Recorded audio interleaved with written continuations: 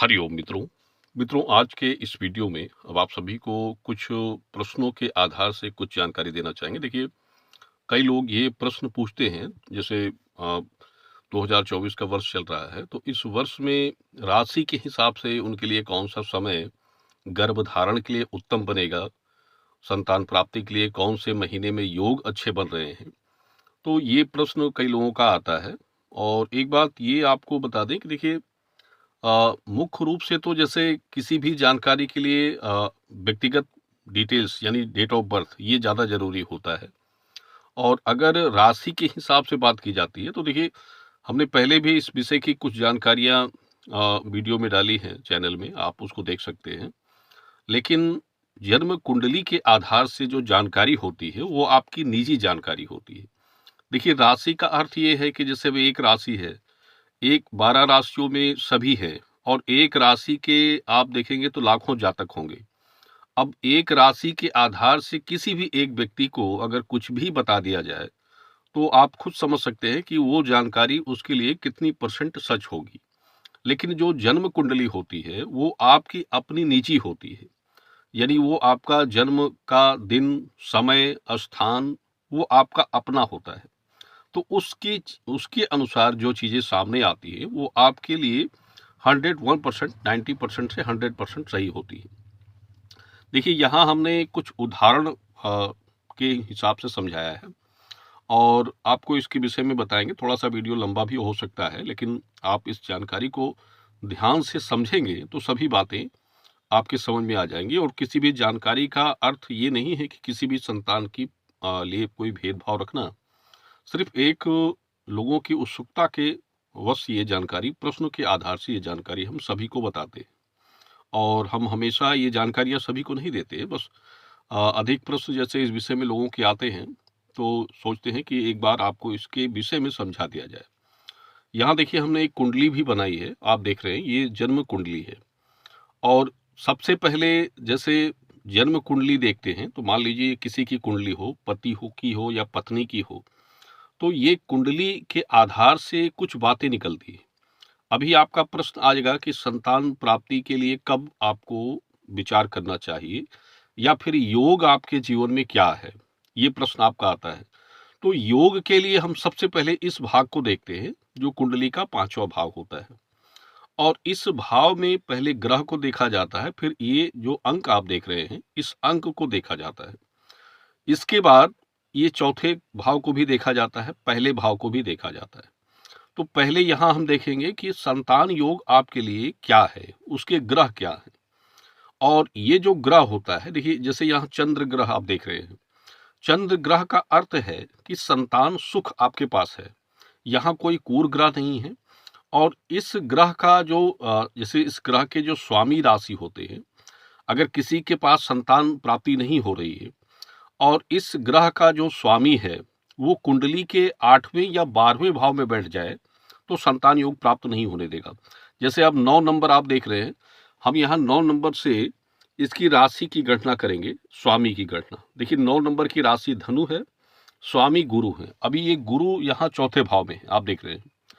और ये गुरु अगर यहाँ पर होते, मान लीजिए 8वें भाव में आ जाए, इस भाव में, या फिर द्वादश भाव 12वें भाव में आ जाए, तो उस जातक को संतान प्राप्ति नहीं होने देंगे जब तक कि इस विषय के उपाय आप ना करें।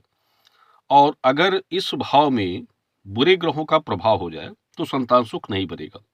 अब यहाँ योग चंद्र के अनुसार संतान योग तो 100% आपके पास बन रहा है, ये हम कह सकते हैं। जैसे जिसकी कुंडली अगर ये है, और 9वां जो अंक है ये राशि अगर देखें, अब इसके हिसाब से आप पूछेंगे कि कब ट्राई करना चाहिए, तो हम इस हिसाब से चलेंगे। यानी इस अंक की राशि के हिसाब से। अब इस अंक की राशि आपने अभी देखा धनु है और स्वामी गुरु है।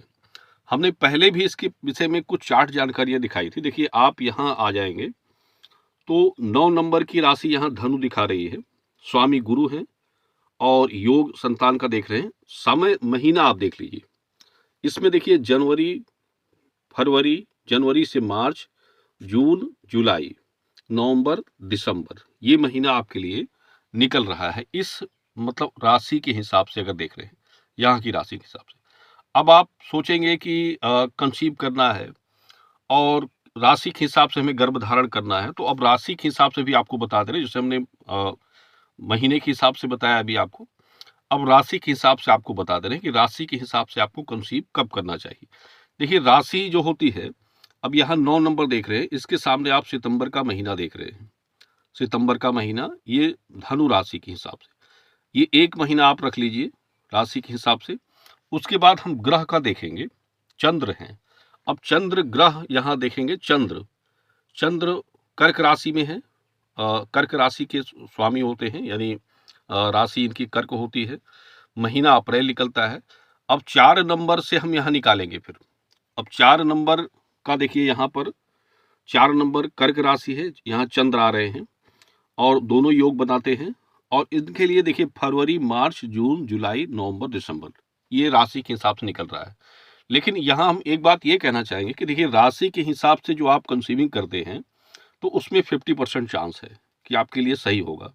ग्रह के हिसाब से आप कंसीव कर रहे हैं तो 90% चांस है, यानी 90% चांस है आप ग्रह के हिसाब से। जैसे अभी इसके पहले हमने ग्रह के बारे में बताया, जो यहाँ आप देख रहे हैं 9 नंबर की राशि के हिसाब से ग्रह जो है, इसके महीने जो आप प्रयोग करेंगे, तो ये ग्रह ग्रह का मतलब है कि जैसे गुरु हो गए, ये जैसे 9 नंबर है तो इसकी राशि धनु है, स्वामी गुरु है, तो गुरु के हिसाब से आप कंसीव करने जा रहे हैं। और गुरु जो होते हैं वो संतान प्राप्ति के कारक ग्रह माने जाते हैं, यानी कुंडली में गुरु का स्थान सबसे बड़ा माना जाता है और यही संतान को देने वाले ग्रह हैं। और आप इन ग्रह के हिसाब से आप अपना कार्य कर रहे हैं, तो ये समझ लें कि आपको 100% है कि वो आपके लिए फलित होगा। और योग के अनुसार अगर आप कंसीव करें, देखिए जैसे योग यहाँ हमने देखा पहले, योग ये चंद्र बताएगा, राशि आपके लिए ग्रह बताएगी, और इसके हिसाब से दोनों के हिसाब से आपने काम किया है तो 100% है कि आप उसमें सफल हो जाएंगे। लेकिन अगर आप कोई राशि के हिसाब से पूछे, जैसे कोई पूछे कि हमारी तुला राशि है, हमारी सिंह राशि है, हमको कब कंसीव करना चाहिए, तो इसके हिसाब से हम आपको बता तो सकते हैं, लेकिन उसमें चांस 50% ही होगा, क्योंकि वो राशि आपकी एक आपकी ही नहीं है, बहुत से लोगों की होगी।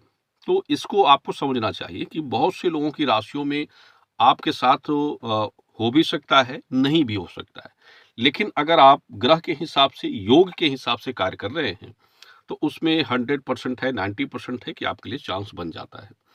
तो ये जो महीने आप देख रहे हैं यहाँ पर, इसका अर्थ हम आपको समझा रहे हैं। देखिए जिसके हिसाब से हमने जिस साइड में लिखा हुआ है मेष के लिए, सभी के लिए अपना अपना महीना होता है। जैसे शुरू में जो मेष राशि है, तो शुरू के महीने उसके लिए, और एक क्वार्टर होता है, एक राशि के हिसाब से 3 महीने देखे जाते हैं। जैसे मेष राशि हो गए तो आप जनवरी, फरवरी, मार्च को लेकर चल सकते हैं।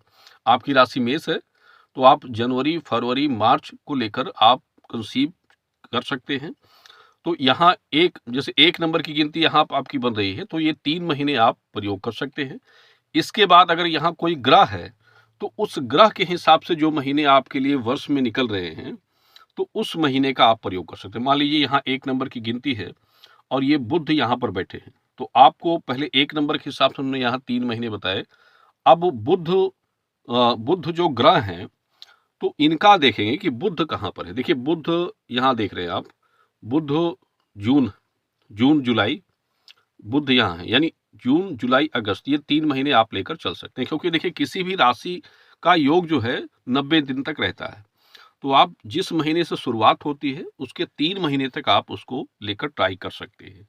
ये एक अनुमानिक बातें हैं, यानी राशि की जानकारी एक अनुमानिक गणना होती है, कुंडली की जानकारी एक व्यक्तिगत गणना होती है।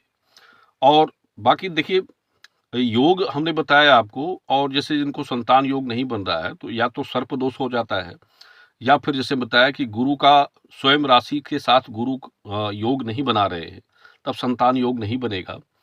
तो इस तरह के कई लक्षण होते हैं लग्न में, तो उसको देखा जाता है और उसके संबंध के उपाय किए जाते हैं।